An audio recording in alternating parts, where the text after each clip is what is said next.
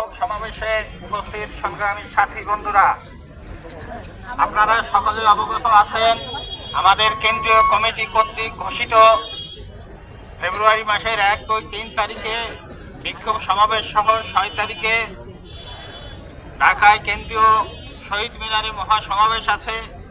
আমি সকলকে উক্ত সমাবেশে উপস্থিত হওয়ার জন্য সবিনয় অনুরোধ করছি। আগামী দিন যে বিক্ষোভ সমাবেশ আছে, আজকে মুসলিমেও কয়েকটা অফিসের লোক উপস্থিত হয়েছে।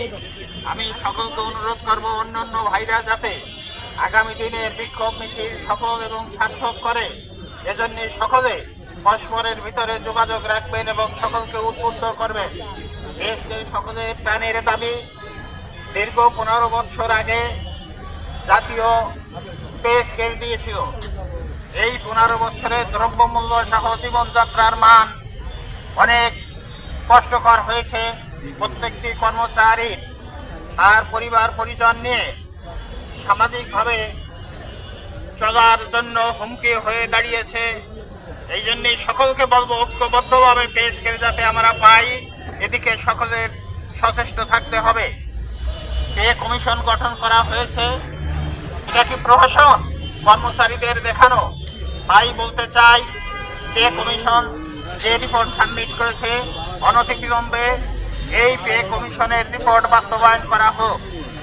ইতিমধ্যে আমাদের অনেক বক্তা বলেছেন যে এই অন্তর্বর্তীকালীন সরকার বিভিন্ন ধরনের উন্নয়নমূলক কাজ সহ অনেক কঠিন পদক্ষেপ গ্রহণ করে সাকসেসফুল হয়েছে।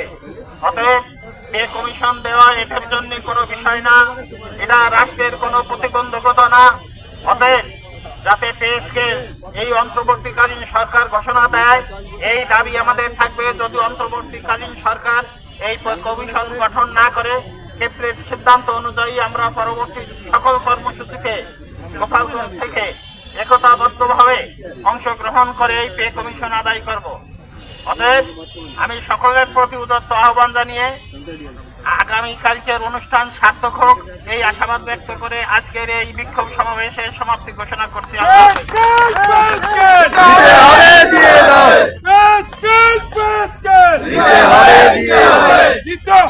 দিয়ে দাও।